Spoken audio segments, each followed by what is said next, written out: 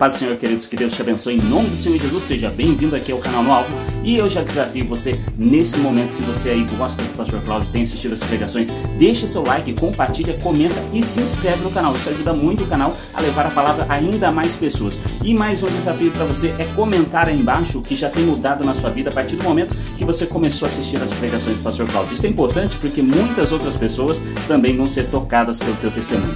Vamos agora para o vídeo, então não se esquece, compartilha, comenta, se inscreve. Isso ajuda o canal. Deus abençoe. Bora pro vídeo. Isso. Bom dia, graça e paz a todos. Amém? Amém. Glória a Deus. Para mim é um prazer muito grande, né? Felipe é uma pessoa extraordinária. Não sei se você tem o privilégio de conhecer um pouco mais sobre ele, sobre o seu trabalho. Esse dia nós tivemos uma reunião aqui e foi muito produtiva. Eu quero agradecer, certo? Abençoar a sua família, que Deus continue, a igreja, seu ministério, sua esposa, amém? Estou aqui com, eu vi aqui 2, 3 com o Tiago, né, que trabalham comigo, aí, aliás, chegaram primeiro que eu no comércio, né, estão comigo aqui. Tem mais alguém do comércio aí? Não, da diretoria do comércio? Isso, não, só participam conosco lá, certo? E eu quero agradecer, hoje eu sou presidente do comércio, do Conselho de Pastores do Rio, e no dia 13, ok, está aí, ó, dia 13 de abril, certo? Nós estamos com o nosso café lá no Ministério Apacentar, e eu gostaria de convidar você a estar participando conosco. Também, pastor, não consigo participar agora que está muito em cima. O nosso encontro de maio vai ser na igreja que eu pastoreio lá em Xerém. Então você também vai ter a oportunidade de conhecer um pouco do ministério, dessa transição minha, da itinerância, né? Eu não sei se isso é bom ou ruim, porque 2 ministérios que graças a Deus são bem sucedidos, quando a igreja às vezes me causa algum problema, eu digo para mim, eu não preciso de igreja, eu tenho um ministério itinerante, vou deixar tudo isso e vou caminhar na itinerância. Quando a itinerância me aborrece, eu digo, não preciso de itinerância, eu tenho uma igreja que me acolhe, certo? Só que a gente acaba descobrindo que não tem rota de fuga nem saída de emergência.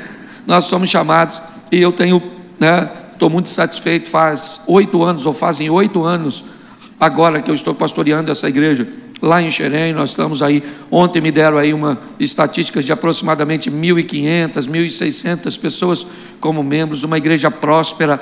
E eu quero reforçar aquilo que o Felipe disse aqui. Há um tempo atrás, eu fui procurado por uma pessoa muito capacitada, que desejava abrir uma igreja. E eu olhei para aquela situação, ele não tinha condições de fazer, e ele me pediu ajuda, me pediu que eu emprestasse um recurso a ele. E eu então tirei uma parte do recurso que ele precisava da igreja, tirei uma parte do que ele precisava do meu ministério e investi. Hoje a igreja dele está totalmente estabilizada. Um tempo depois, uma pessoa séria veio e me disse, pastor, eu queria pagar o senhor e a igreja. E eu disse, na verdade, eu não te emprestei nada, certo? Nós investimos numa agência do reino, e eu vou te falar, daquele momento em diante, nós crescemos de uma forma extraordinária, certo? Tanto o meu ministério quanto a igreja que eu pastoreio. Bom, há um tempo atrás eu tenho compartilhado essa palavra que eu vou compartilhar com vocês, com alguns líderes, porque ela mexeu muito com o meu coração. Primeiro porque fala de um dos grandes líderes da Bíblia, um pastor, literalmente um pastor de ovelhas, seu nome Davi. Mas é importante nós observarmos a partir do capítulo 16 de 1 Samuel, certo? A partir do verso 1, nós vamos ter um momento em que Deus está conversando com Samuel nas montanhas de Ramá. O texto diz mais ou menos assim, capítulo 16, verso 1. Então disse o Senhor a Samuel, até quando terás dó de Saul, tendo eu rejeitado, para que não reine sobre Israel? Enche o teu vaso de azeite e vem, enviar-te-ei à casa de Jessé o belemita, porque dentre os teus filhos me tenho provido de um rei. Então disse Samuel ao Senhor, como irei eu, ouvindo Saul vai me matar? Então disse o Senhor a Samuel, toma uma bezerra dentre as vacas em suas mãos e diz, vim sacrificar. E convidarás Jessé os seus filhos ao sacrifício, te farei o que há de saber, e uns gemiais a quem eu te disser. Então fez Samuel o que dissera ao Senhor, veio a Belém. Então os anciãos saíram tremendo e disseram, é de paz a sua vinda? E ele o santificou, certo? E sucedeu mais à frente aí que entrou Eliabe e o viu e disse, certamente está perante o Senhor o seu ungido. Mas disse o Senhor a Samuel, não atente para a sua aparência, nem para a altura da sua estatura, porque eu tenho rejeitado, porque o Senhor não vê como vê o homem vê o que está diante dos olhos, porém o Senhor olha para o coração. Feche os seus olhos. Senhor nosso Deus e Pai, em nome de Jesus, eis aqui a tua palavra, continua falando conosco, usa-me como um canal de bênção, pelo poder do nome de Jesus, amém, glória a Deus, amém? Quando Davi chega para pelejar contra o gigante, a resposta de seus irmãos para ele para a sua atitude, define mais ou menos o estilo que Davi levava na sua vida e na sua mente. Quando ele está diante do gigante e que ele começa a esboçar o desejo de enfrentar o gigante, de vencer um opressor tão forte, seus irmãos ou um de seus irmãos, e diz: o que você veio fazer aqui, seu pretensioso, presunçoso? Você veio aqui para ver a nossa vergonha? Com quem deixaste as poucas ovelhas? Volte para cuidar delas. Esse não é seu lugar, esse não é seu ambiente. Você não entende nada daquilo que está acontecendo aqui. Quando os irmãos de Davi, pelo menos 3 deles, que militam no exército de Saul, definem a mente de Davi como alguém que costuma, ao longo da convivência, olhar para coisas grandes e ter o desejo de enfrentá-las, me parece que já havia no comportamento de Davi, e aquele não foi o primeiro momento, que ele era alguém que se destacava enfrentando o medo, se expondo em ambientes cujos quais parecia que ele seria vencido. Davi, na verdade, me revela algo muito importante: enquanto não couber na sua mente, não cabe na sua mão. Enquanto a sua mente não conseguir definir que é possível, as coisas não vão vir para você. Pessoas que só alcançam em suas mãos porque sua mente já recebeu a informação e já aceitou. Quando nós olhamos nos bastidores o comportamento desse rapaz, muitas vezes descrito lá na frente o que ele já vivia lá atrás, nós vamos entender por que ele foi alguém tão bem sucedido. É importante entendermos que Davi não está na pauta aqui, pelo menos no que diz respeito à sua consciência, à conscientização dele. Deus está conversando com Samuel e dizendo para Samuel que escolheu alguém da casa de Jessé para substituir Saul. Deus escolhe Davi, não o avisa, não o dá satisfação, não entra nos pormenores, fala para os outros o que vai fazer com ele, e com ele mesmo não falou nada. Talvez você se identifique muito com isso. Talvez você seja ordenado por alguém que viu em você coisas que você sequer via quando estava executando uma tarefa aparentemente tão simples. Davi está vivendo seu mundo, apacentar as ovelhas, o filho mais novo de Jessé. E nesse momento Deus já está traçando coisas para ele, estabelecendo coisas que ele irá viver. Por que não seus irmãos? Por que José e não seus irmãos? Por que Abraão e não... Preste atenção. Quando nós começamos a olhar essas pessoas que vivem coisas extraordinárias, você pode notar que elas são afastadas de ambientes físicos ou emocionais para vencerem. Abraão, eu vou fazer de você uma grande nação, mas não dá para você ficar vivendo com esses cabeças de bagre. Sai da sua terra e da sua parentela. José, eu vou fazer de você um grande governador. Por isso que ele sonha com sol e lua. Por que ele sonhou com sol e lua? Porque Gênesis 1, Deus cria o sol para governar o dia, a lua para governar a noite. Deus já está conversando sobre governo. Deus já está apontando para o futuro.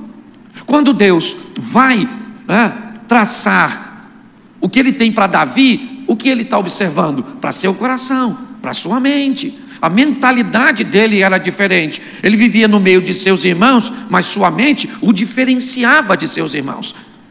Então, é muito importante o que o Felipe falou hoje, essas conexões que você faz com gente que é forte em áreas que você é fraco, que é capacitado nas áreas que você é carente. Essas são as conexões. A Bíblia e a vida têm tendência a aproximar pessoas diferentes, para que uma contribua com a outra. Por isso que normalmente um proativo vai viver perto de um lerdo. Por que é que um proativo vive perto de um lerdo? Porque o proativo diz assim: vamos embora, gente, vamos embora, já era para estar lá. E o lerdo fala assim: calma, o mundo vai acabar hoje não. Você está entendendo? Então, qual é a missão da vida? É mandar uma mensagem para o lerdo e para o proativo. O lerdo ensina para o proativo que tem que desacelerar, senão morre. É a batida do coração, estresse, descansa, estresse, descansa, estresse, certo? Mas a vida está mandando uma mensagem para o lerdo: acelera, vamos dar uma acelerada. Sabe qual é o grande problema de pastores? Pelo menos eu só sou pastor há 10 anos, né? Fui consagrado na Igreja Batista, pastoreei quase 2 anos aqui na Barra, depois fui para Xerém. Pastor é muito fantasmagórico. Todas as vezes que Deus manda para o ministério dele alguém que é forte numa área que ele é fraco, ele acha que está chegando um traidor. O menino de louvor é bom demais, tem um carisma, se identifica com a igreja. Fica de olho nele.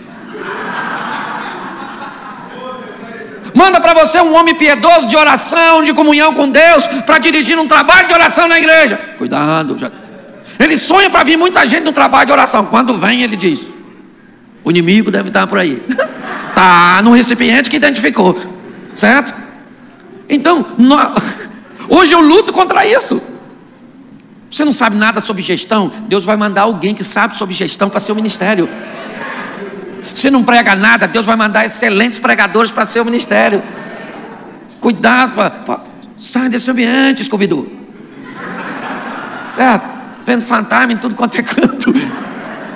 É assim. Eu já vivi e vivo no sistema. Eu sei como é que ele funciona. E aí o indivíduo morre, porque para você segurar alguém embaixo e impedir de crescer, sua posição é essa.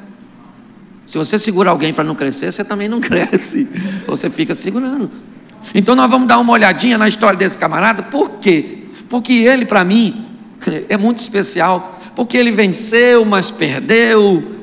Ele viveu uma vida que me parece muito real. A vida do Davi. Deus está conversando com ele, escolheu e falou: Samuel, dá um pulinho na casa do Jessé, que eu vou escolher, fica quietinho, espera que eu vou te sinalizar. Quando ele chega, se depara com o modelo mental da época, o primogênito. O cara já era grande, forte, bonito, soldado. O Samuel olhou e falou: certamente é esse. Deus falou: Samuca, segura a onda, fica quietinho, não é esse não. E aí começa a passar os filhos, porque Jessé fazia filho com força. Passa 1, passa 2, passa 3. O cara era bom, certo? É porque pastor também tem que ter vida sexual. Isso. Vida sexual de pastor é igual carnê do baú, tem que andar rigorosamente em dia. Sim. Oxe. Certo? Não pode falar, pastor não pode falar de sexo. Esse dia eu estava num evento falando sobre sexualidade, me levanta um senhor de quase 80 anos e diz: menino, você fala demais sobre isso. Eu olhei para ele e falei: o senhor tem quantos filhos? Ele falou: 12. Eu falei: eu falo sobre o assunto, o senhor faz o assunto que eu falo, né?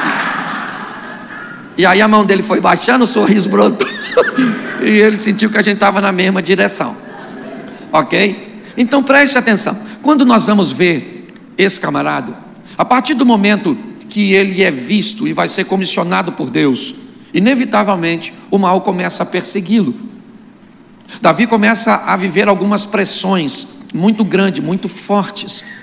Me parece que um ambiente é montado para destruí-lo, para matá-lo, para vencê-lo. Onde? No campo onde ele milita. Davi vai ter um encontro com as duas das maiores feras, certo? Do reino animal, leão e urso. Qual é o propósito desses encontros? Colocar a vida de Davi em risco. Por quê? Porque tanto leão e urso não querem Davi. Não. Eles querem aquilo que Davi defende. Eles não querem matar Davi. Eles pegam a ovelha que ele apacenta. Aquilo que não é dele, é do pai dele, mas ele foi comissionado para cuidar. E quando o leão pega uma ovelha, o texto diz que Davi vai atrás dele com a ovelha na boca. Um dos textos mais bizarros para mim. Porque leão é bicho que você corre na frente, não atrás. Até porque provavelmente a ovelha que está na boca dele já está morta, mas Davi não está. Se a ovelha está morta ou viva, essa não é a questão é que a ovelha não é dele, é do meu pai, eu vou buscar, acabou. Davi começa a viver ameaças no campo, e começa a vencer essas ameaças, e logo essas ameaças vão mudar de lugar. Agora ele não luta mais contra um animal. Agora a vida prepara para ele um homem grande, forte, poderoso, campeão, experiente. Está bem armado, bem equipado. Agora Davi está diante de uma morte praticamente iminente. Ele vai morrer, todo mundo. Saul diz que ele vai morrer, né? Os soldados de Israel dizem que ele vai morrer. Todo mundo, os filisteus acreditam que ele vai morrer. Golias acredita que Davi vai morrer. O único que tem uma ponta de esperança é Davi, que sabe que aquela batalha não é dele. Por isso ele diz, eu fico imaginando, me permita aí os teólogos de plantão, me perdoa, tá bom? Mas eu imagino, Deus não disse que era para Davi matar o gigante. Deus disse que ele ia ser rei. Eu imagino quando ele vai enfrentar o gigante, Deus olhando e falando, poxa, ele ia ser rei, se mete nessa encrenca, agora vai morrer. E quando Davi diz assim, você vem a mim com espada, escudo, lança e outras indumentárias mais, eu vou contra você em nome do Senhor dos Exércitos. Aí eu imagino Deus falando, ele vai em nome de quem? Ele vai no meu. Se ele vai no meu, Golias morreu, já era. Mas o campo de batalha ainda continua o mesmo. Ele entra na batalha e ele vence Golias. Que extraordinário, um passo foi dado. Ele agora está no palácio, não apenas mais como um músico do rei, agora ele é um herói de guerra, ele é alguém reconhecido. As mulheres o ovacionaram quando ele entra na cidade com aquela cabeça grande. Mas agora, um pastor não gosta muito dele, o Saul. Saul olhou e disse, esse cara está complicando minha gestão, chamando mais atenção do que eu. E agora Davi vai se defender do rei. Nota que é um inimigo, só vai crescendo, isso parece um videogame. Agora quem está, ele começa enfrentando um animal, leão e urso, ok? Ele depois enfrenta o gigante. Agora ele é obrigado a fugir de Saul. Tem a oportunidade de matá-lo e não mata. Davi está vivendo um momento extraordinário, mas ali o mal já descobriu que não vence ele. Ali o mal já descobriu que naquele campo de batalha não vai vencê-lo. Enfrentou leão, enfrentou urso, enfrentou gigante, enfrentou o rei, teve a oportunidade de matá-lo. Entre o trono e Davi, a distância se chamava Saul, mas ele não mata. Não vou mexer com ele. O Deus que me colocou aqui vai me levar onde ele tem que me levar, eu só preciso obedecer.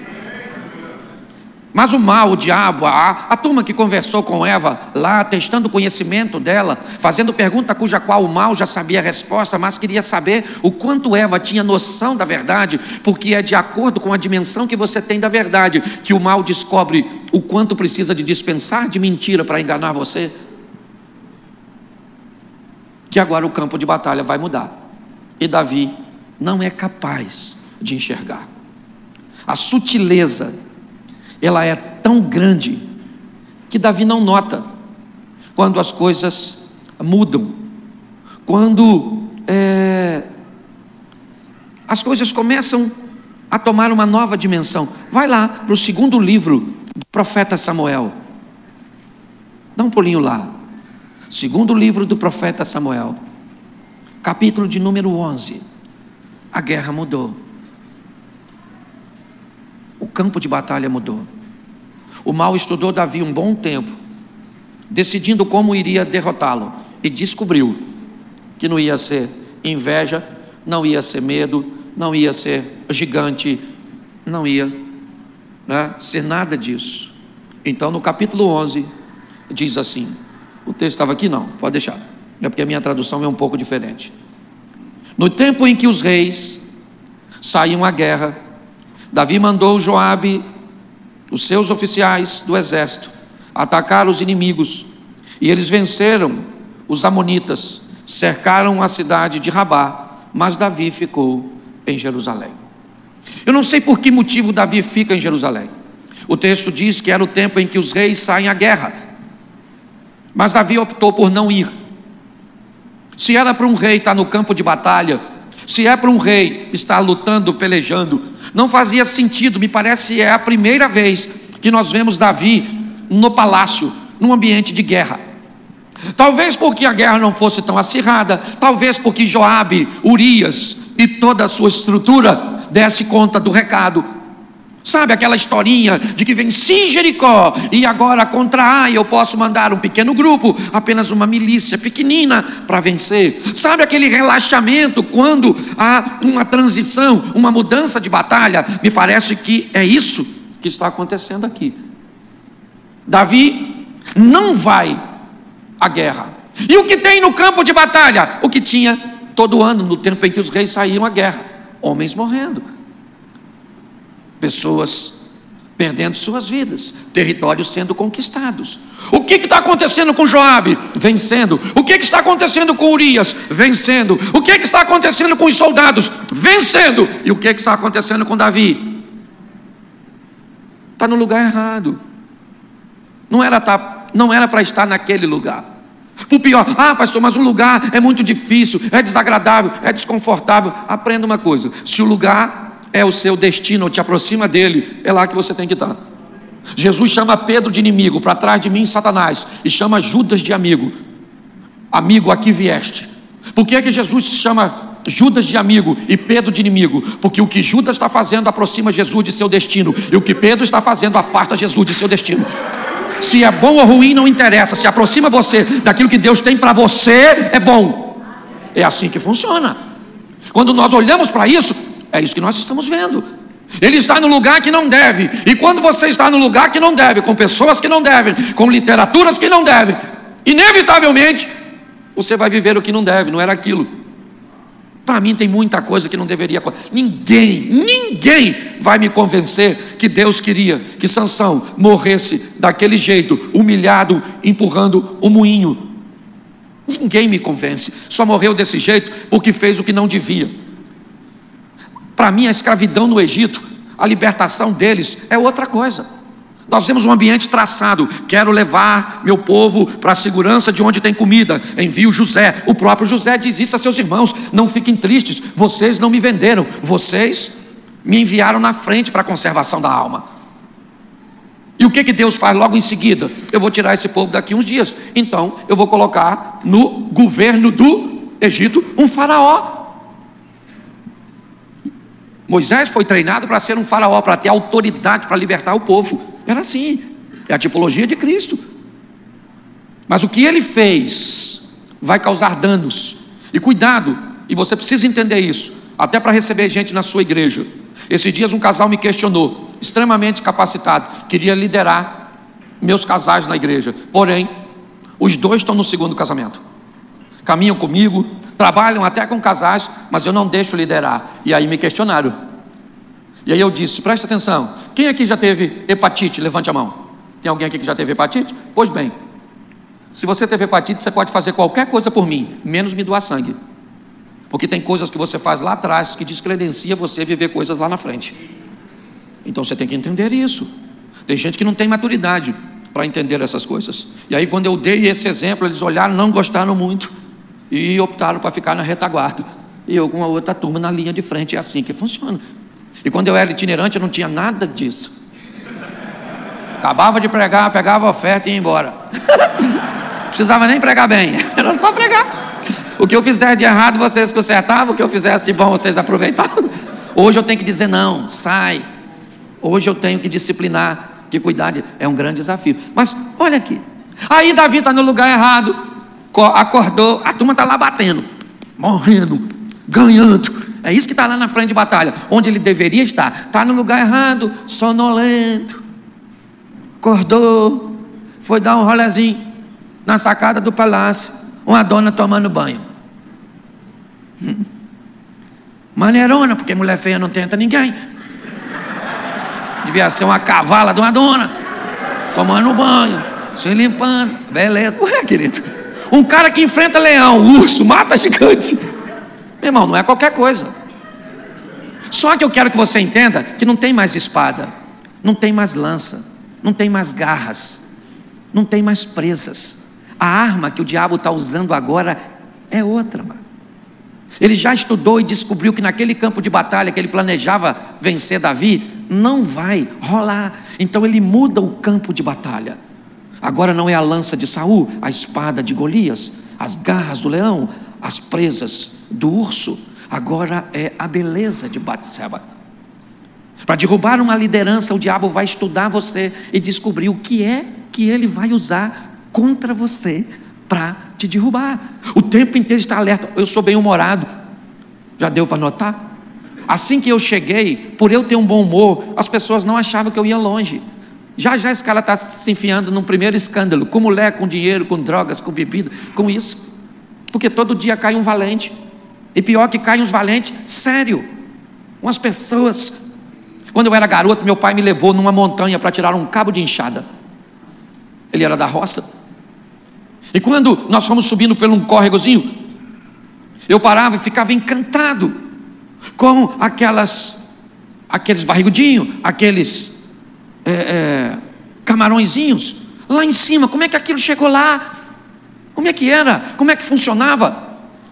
Mas quando eu cheguei lá no topo com meu pai, onde ele disse que nós poderíamos beber água, eu notei, não tinha o camarão, não tinha o barrigudinho, não tinha nada. Eu falei: pai, por que não tem nada aqui? Ele disse: meu filho, água limpa demais não dá peixe. Ninguém que se diz puro demais. Nós temos que ter muito cuidado com isso. Nós somos frágeis, e o diabo vai estudar você para descobrir uma maneira de te derrubar. Agora Batseba está nua, e Davi pede um dos seus. Eu acho interessante, porque Natan não está lá, Samuel não está lá, porque eu duvido que ele ia falar para Samuel: aí Samuel, chega aí. Pô, cara, viu uma mulher tomando banho lá, gostosona, vai lá saber quem é. Natan, chega aí, estou afinzão de pegar a mulher do Urias. Falaria não? Sim ou não? Então quando você tiver tentação, traz para perto de você gente que tem moral para dizer para você o que ninguém tem. Você está entendendo? É assim que funciona. Você tem que ter gente que diz para você o que ninguém tem coragem de dizer. Às vezes eu prego na igreja, saio do púlpito, as pessoas: pastor, que mensagem extraordinária. Aí eu entro no carro e vou embora com Natan, minha esposa. Aí ela olha para mim e fala: que lá, meu filho, hoje foi ruim demais, hein? Vê se ora mais na próxima.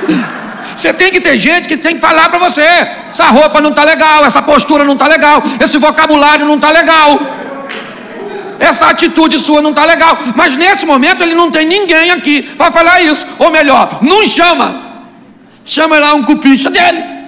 Ele fala: aí, mano, dá um pulinho lá e vê quem é aquela dona que está tomando banho. Aí o cara foi lá, voltou e falou: maneiro mesmo, hein? Ela é Batseba, a mulher de Urias, que está lá na frente de batalha, onde você também deveria estar.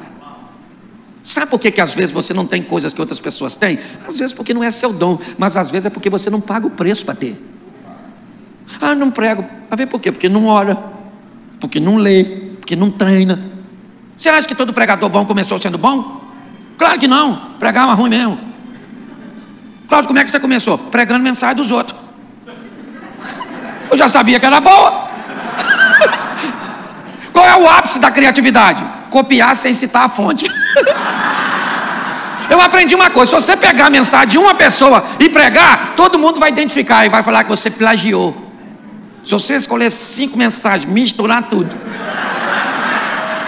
e pregar, alguém vai falar assim: você é um pesquisador, uma pesquisadora. Você entende? Você está rindo, mas o assunto é sério. Estou abrindo meu coração.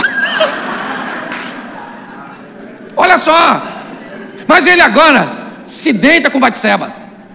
Se deitou com a Batseba, pegou a dona. Aí tá bom, foi embora. Batseba foi para casa, não sei se foi uma, 2 vezes. Também não gosto de fazer fofoca, certo? Sei que pegou, pronto. O tempo passou, Batseba mandou um recado para Davi, provavelmente pelo mesmo cara que foi chamá-la: avisa lá que deu ruim. Eu estou grávida, meu marido está na frente de batalha. A hora que aparecer a barriga sem meu marido, eu vou ser apedrejada. Avisa lá o rei. Alguém foi lá e falou: oi, Davi, aquele negócio aí que você fez deu ruim. Ele falou: deixa comigo que eu resolvo. Mandou uma carta para Joabe, falou: Joabe, manda o Urias aqui que eu estou a fim de saber o que está acontecendo aí. Urias chegou, Davi falou: e aí, como é que está a batalha? Ele falou: o negócio está tranquilo lá, estamos ganhando. Estamos ganhando, fica tranquilo. Davi falou: vai para sua casa então, deita com a sua mulher lá rapidinho, eu te mando para frente de batalha, bota o filho na sua conta e está tudo certo. cara é servo de Deus. Gente, se você pensa que servo de Deus, se enfiar num buraco não vai ter problema. O cara agora ficou dissimulado. Urias falou: não vou não, a arca da aliança está aí, pô. Não deve nem fazer sexo nesse período. E o rei fez. Com a mulher dos outros. Pois é. Aí o rei falou, aí avisaram o rei, falou: foi para casa não, dormiu aí, ó. Sério? Então eu vou fazer uma festinha aqui, vou encher ele de manguaça. E aí ele vai para casa, ele não precisa nem fazer nada, só entrar em casa, não vai lembrar mesmo porque está muito bêbado. Bota na conta dele. Urias não foi para casa, dormiu na praça, coisa de sertanejo. Certo? Davi falou: não tem jeito, eu sou obrigado a mandar matar esse cara. Escreve uma carta, manda pela mão de Urias. Mas até aí está tudo bem, gente. Até aí está tudo certo. O problema é o capítulo 12. Quando eu vou ler o capítulo 12, tem alguma coisa que me intriga. Porque no capítulo 11, Davi está na sacada, chama um dos seus homens de confiança, traz Batseba, Urias está envolvido. E para mim eram apenas esses personagens. Mas quando eu olho para o capítulo 12, o texto diz assim no verso 1: o Senhor Deus mandou o profeta Natã a falar com Davi, e Natã disse: havia 2 homens que viviam na mesma cidade, um era rico e o outro pobre. Já deu para identificar que o rico era Davi e que o pobre era Urias. O rico possuía muito gado e ovelhas, enquanto o pobre tinha apenas uma ovelha. Já deu para entender que o gado e as ovelhas do homem rico são as esposas que Davi tem, todo o harém que ele herdou de Saul, Mical, filha de Saul, Abigail, esposa do falecido Nabal, e que a única ovelhinha é Batseba, a mulher de Urias. Certo dia, um visitante chegou na casa do homem rico. Bom, o homem rico é Davi, e chegou um visitante na casa do homem rico. Eu nunca vi esse visitante na casa do homem rico. No capítulo 11, Davi está sozinho na sacada. Tá bom. Mas Natã diz que chegou à casa do homem rico um visitante, e este não quis matar um dos seus próprios animais para preparar a refeição para o visitante ou para o viajante. Em vez disso, ele pegou a ovelha do homem pobre, matou e preparou uma refeição para o seu hóspede. Preste atenção. Aqui está o desfecho dessa história. Davi aparentemente sozinho, quando Natã diz que chega um visitante na casa dele. Esse visitante fez Davi olhar para Batseba tomando banho. Automaticamente acendeu-se em Davi um desejo sexual. Até aí tudo bem, ele é homem, se deparou com uma mulher nua, a visão entrou e aguçou, certo? Um desejo que ele tinha. Quem é o visitante, pastor? Para identificá-lo, nós precisamos dar um pulinho no livro de Jó. De onde você vem, Satanás? Eu venho viajando, rodeando a terra, buscando uma casa, uma empresa, uma mente, uma família, um casamento, que me receba, que me escute, que me ouça e que me atenda. Bom, se ele tem desejo sexual, até aí tudo bem, viu uma mulher tomando banho, deu desejo, beleza, está tudo tranquilo. O que ele faz? Chama uma de suas esposas, se deita com ela e satisfaz um desejo que ele tem. Sim ou não? Sim. Porém o texto diz que ele não pega um dos seus próprios animais, ele pega a ovelha do vizinho, porque ela não é para ele, ela é para o visitante. Davi não se deita com a sua esposa, porque se ele se deita com a sua esposa, não é pecado, e pecado não alimentaria o visitante que chegou. Se ele faz sexo com sua esposa, prazeroso, limpo, satisfatório, santo, com presença de anjo, fortalecendo, o que isso seria? Comida para Deus, santidade, obediência, amor, respeito, certo? Fidelidade. Mas como não é para alimentar a Deus nem a Davi, é para alimentar o diabo, Satanás, o pecado, então não serve a sua esposa, tem que ser a esposa do outro. Não serve o dinheiro que é lícito, tem que ser o dinheiro ilícito. Não serve a verdade, tem que ser a mentira. Preste atenção onde ele está enfiado. Nesse momento, onde ele está, Natã está registrando, relatando a presença de alguém que não é visto pelos olhos físicos, humanos.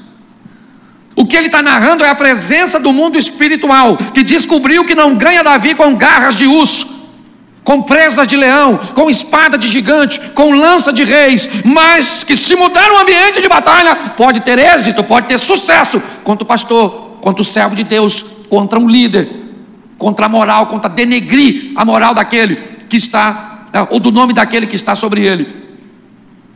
Quando Davi escuta isso, ele fica indignado.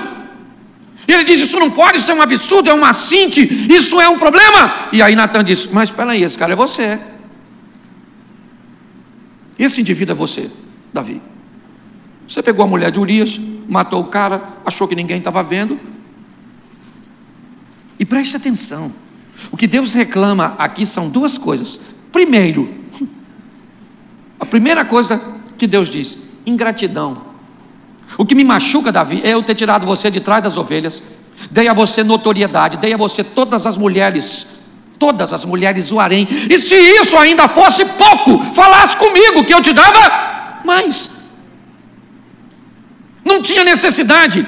Claro, não foi Davi simplesmente que fez isso, foi o visitante. E ele chegou lá, conversou com Davi, impulsionou Davi. Onde o visitante está agora, pastor? Ele foi embora e deixou Davi pagando a conta. Para onde foi o visitante? Procurando o Cláudio, o Filipe, procurando você, a sua casa, seu ministério, a sua família, o seu casamento, a sua moral, a sua honra, desonrar o nome de Deus que está sobre você, porque foi isso que Deus vai falar com Davi agora. Porque esse é o grande problema. É o que as pessoas fazem, o que acontece e como a imagem de Deus fica. Porque foi isso que Deus disse para Davi: olha, deixa eu falar uma coisa para você, seu pecado está perdoado. Está perdoado. Mas ninguém vai falar mal de mim por seu respeito, por sua culpa. Ninguém. Se você não é capaz de resguardar o seu nome e o meu, eu sou. Isso não vai ficar assim não. Eu perdoo, você não morre, mas o filho morre, a espada não se aparta, a vergonha vai ser conhecida. É assim que funciona. Quando olhamos para isso, o que nós perguntaríamos seria o seguinte: cadê o viajante? Ele continua sua missão. Muitas vezes eu confesso a você, já vi ele na minha casa. Quando a conversa é entre mim e minha esposa acaba virando uma discussão, e aí eu paro para pensar, porque prego para os outros, tem que pregar para mim, e digo: o que é isso? Falou: é o visitante, o viajante, ele está aqui. Lógico que eu não falo isso assim, senão a briga com a mulher. Está onde? Em mim? Aí o negócio fica feio. Mas às vezes eu fico e descubro que ele continua visitando pastores. Onde? Nas áreas que ele acha que você é mais frágil. O que é seu temperamento? Você é grosso demais, explosiva. É lá que ele vai te atacar. O que você é? Perfeccionista. Eu falo o tempo inteiro para casal, gente. A vida, ela une pessoas, né? Eu já expliquei aqui, você quer ver? Você que é casado, presta atenção. Por que é que um dominador se casa com um paciente? Já notou? Uma mulher dominadora casada com um homem paciente. Os dois vão jantar. A comida está ruim. Aí o paciente fala assim: nossa, a comida está boa não, hein? Vou comer não. Aliás, perdi até a fome. Vou só tomar um suquinho, vou comer a sobremesa que eu já... Aí o dominante diz assim: deixa o garçom vir aqui, você vai ver só. Mandar levar essa droga dessa comida toda, que isso está uma porcaria. O paciente fala: pelo amor de Deus, não fala nada não, deixa que eu vou pagar. Eu pago, nós vamos embora. E aí o dominante falando: paga uma ova, que nós não vamos pagar nada, que tinha que dar outra comida pra gente. Fala baixo. Eu vou falar. O paciente diz: eu vou pro carro. Não tem nada a ver com... Eu queria que você entendesse que você é diferente. E por causa disso o diabo está o tempo inteiro te medindo, observando como é que ele vai. Como é que Davi sai dessa? Ileso? Não. Salmo 51, apaga minhas transgressões, purifica. É muito maneirinho o salmo, mas eu não gostaria de ter escrito. Você está entendendo? É importante nós entendermos como os líderes. Somos exemplo. Está todo mundo de olho na gente. Tem uma turma pisando na lama, espirrando na gente o tempo inteiro. O tempo inteiro. Eu tenho que lidar com gente desconfiando de mim, achando que eu uso dinheiro da igreja, achando que eu estou de olho nisso, achando que eu estou de olho. Por quê? E eles têm razão, porque está assim de gente fazendo. Então nós precisamos sobreviver a tudo isso. Identificar qual é a área que você é fraco, porque é lá que o tal do Satanás vai atacar você. E eu não sei qual é a área, você que tem que olhar. E é muito importante, quando você sofrer um ataque, você ter alguém para te ajudar. É melhor serem 2 do que 1. Não está falando só de casamento não, é gente para dividir a carga, sabe? Há um tempo atrás eu fui com o Subirá no Japão, e aí fomos fazer um talk show, e aí sentei do lado, sentou do outro, e o Subirá é todo certinho, né? Um cara assim, parece que veio do céu ontem. E fomos nós 2 no mesmo evento, tensa, e que começa a perguntar. Entendeu? Já bebeu? Subirá não. Eu falei, sangue de Jesus tem poder. Já viu pornografia? Subirá não. Eu falei, Jesus. Eu falei, Senhor, isso aqui é para me envergonhar, não é possível. Isso é uma humilhação. Deixa eu te falar, nós somos diferentes. E é isso que é legal. Hoje eu tenho um pastor em Brasília. É lógico que eu pego uma pessoa, tive que definir alguém bem, avaliar, porque todo mundo pode desabafar com a gente.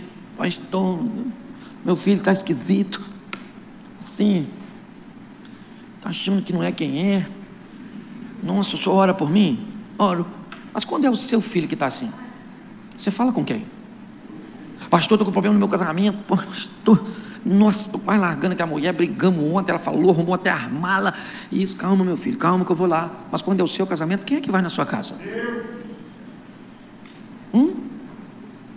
Ah, pastor, estou todo endividado. Mas quando é você que está endividado?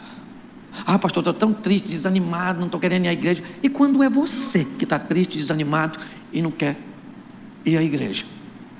Nós somos solitários demais. Então eu peguei um pastor em Brasília, sabe? Olhei o perfil dele, um cara introvertido, mais pacato. Falei com ele, irmão, vamos fazer o seguinte: quando o negócio der ruim aqui, eu ligo para você. Quando der ruim para você liga para mim. E a gente abre o coração, abre mesmo, abre, sabe? E ele falou, beleza. Às vezes não tem nem conselho, filho. Porque eu aprendi, às vezes eu estou no gabinete, vem aquelas pessoas que querem desabafar comigo, querem falar, pastor, estou com problema assim, estou enfrentando isso, estou enfrentando aquilo, enfrentando aquilo outro, porque está acontecendo isso, e eu fico lá, Deus do céu. Sangue de Jesus tem poder, vamos embora, meu Deus, vamos embora. Não, peraí que eu vou falar, não pastor, peraí que senão eu vou esquecer, deixa eu falar. Aí eu falo, fala. Aí quando ela termina, eu já desisti de falar. Mas aí a pessoa olha para mim e fala assim, pastor, nossa, estou tão bem. O senhor é uma pessoa tão sábia. Deve ser porque eu fiquei calado. Tolo é considerado sábio quando fica quieto. Porque às vezes só desabafa. Mas nós não temos quase. E pior, casamento de Caná da Galileia. O vinho está acabando, a alegria está acabando, mas está acabando nos bastidores, não na sala de visita. O vinho simboliza alegria, lembra? Por que Jesus não botou vinho no recipiente de vinho e botou vinho no recipiente de água? Porque se o vinho representava alegria, o que ele está dizendo é que o que traz alegria não é o álcool da vide, é a vida da água. Se você pular 2 capítulos, vai de João 2 para 4, ele diz para a mulher, aquele que beber de mim, que sou a água, nunca mais terá sede. Não é vinho da vide, é vinho da água. É Cristo que traz felicidade, que é o que a mulher estava procurando, mas isso é outra mensagem. Já dei um spoiler para você pregar. Você consegue entender? Esse dia eu fui falar e termina aqui 130 prefeitos Tocantins. E comecei a falar da importância da família, da igreja, do sistema de ensino, do sistema de segurança e do sistema de saúde, que para mim são as 5 instituições que tornariam o mundo num paraíso. Família, ensino, igreja. Se alguém falhar nesses 3, aí a polícia vem e recolhe ele. Por isso que é sistema de segurança. E saúde, porque a gente fica doente. Mas eu falei, para isso tudo funcionar, precisa do sistema político. E aí eu disse, para cada pastor tem um demônio, para cada político tem uns 20. Por isso que eles são meio perturbados assim. Então deixa eu falar uma coisa para você. Aprenda uma coisa. É desafiador? Sim. Mas você tem que entender eventos como esse, certo? Hoje eu tenho um lugar lá em Xerém. Se quiser, precisar, depois posso colocar, pega com o Tiago aí, o meu contato, pode pegar. Eu tenho lá a casa do pastor Cansado, lá no sítio que você pode ir para lá, para ficar lá, se estiver meio doido assim. Tem um lugar lá bom para você ficar com a sua esposa, tem uma suíte, certo? Você fica lá, pastor, não paga nada não, você entra na quinta, sabe? Tem um fusquinha para você andar, tem lugar para você tomar banho, tem uma trilha para você andar, tem comida para você comer, tem comida, não precisa não, tá tudo pago, certo? Ah, pastor, queria só desabafar, vai lá. Ah, se eu não tiver tempo, vai ter alguém da minha equipe lá para você abrir o coração. Confessionário, não quero nem te ver. Para orar por você, expulsar o demônio, isso aí. Certo? Isso, porque se você andar sozinho, você não vai muito longe não. Participe de eventos como esse. No final, vai embora não, vai embora. Nossa, solitário, vai eremita, abominável homem das neves. Certo? Vai lá, conversa, quem é você, o que você está fazendo aqui, como é que está a sua vida? Certo? Também não fala logo tudo não. Ah, como é que eu ganho a confiança dos outros? Conta para eles. Assim, quando eu entro num lugar novo, eu pego 5, 6 pessoas, às vezes, dependendo, e falo, eu vou ver se essas pessoas dá para conviver. Aí conto para ela alguns segredos que na verdade não são segredo. E fico vendo se vaza. Vazou a informação, dá para confiar não, dá para confiar não. Se não guarda dinheiro, vai guardar segredo? É ou não é verdade?